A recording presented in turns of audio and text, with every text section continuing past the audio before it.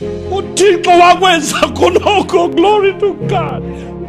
Bafikise kumdali, akabafikise kuSomandla ongabonwayo, owayekhona, okhona, ohlale khona. Bekela phambili, chiya izinto zomhlaba, yekela izinto ezibambezelayo, dlulela phambili. Phuma ezonweni, phuma empilweni embi, phuma ku-compromise. Zinikele man, kube kanye kulunge. Ake chiya abantu, chiya abantu, chiya abangane, chiya umfazi, chiya indoda, chiya abazali, chiya abantwana, phuma iye kuJesu. Nature of God reinstated in you.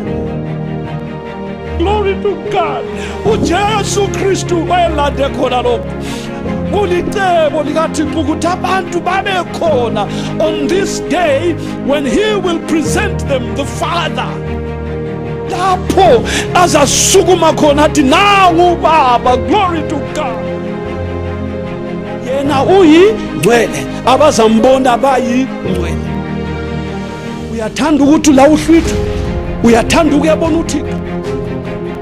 Siphumela kuye uJesu. Hallelujah.